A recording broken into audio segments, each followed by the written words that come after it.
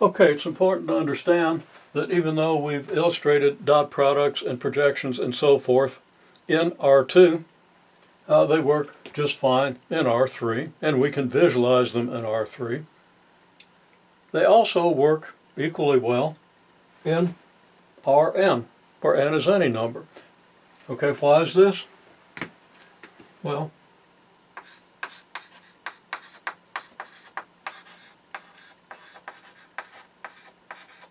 this is because, let's see, it looks a whole lot like an E, doesn't it? This is because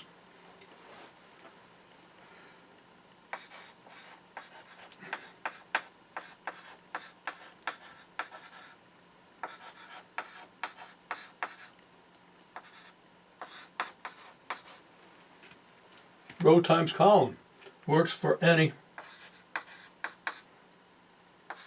common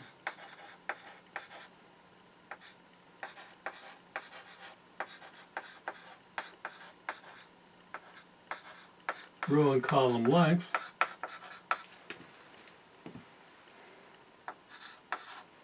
So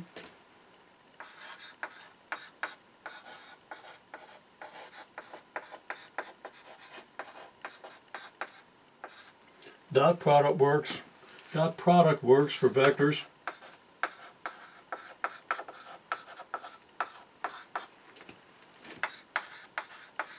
of length 3, 4, 5, or length n, and so forth, any length. You can always multiply a row by a column as long as they have a common length. So the projection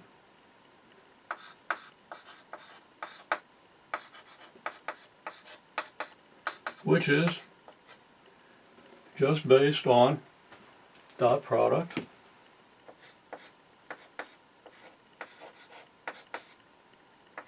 and magnitude.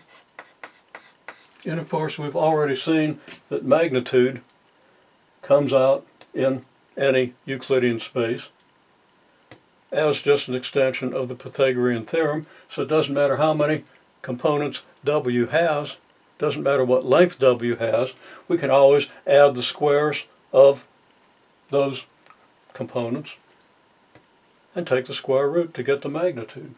So everything just works in R whatever.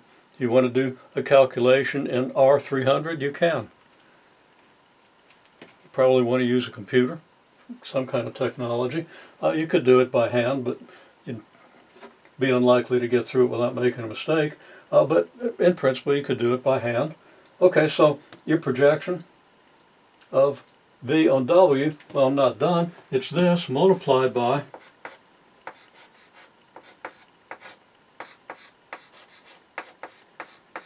W divided by the magnitude of W. Again, nothing surprising here.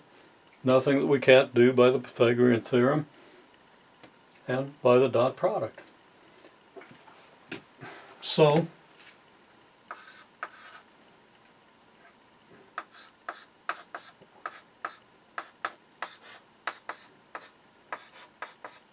it should be obvious that V perpendicular, in which you subtract the projection from V for reasons that are clear if you do the picture. Okay, all work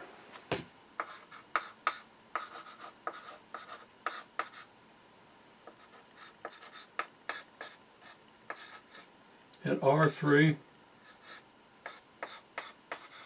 R4, Rn, and so on.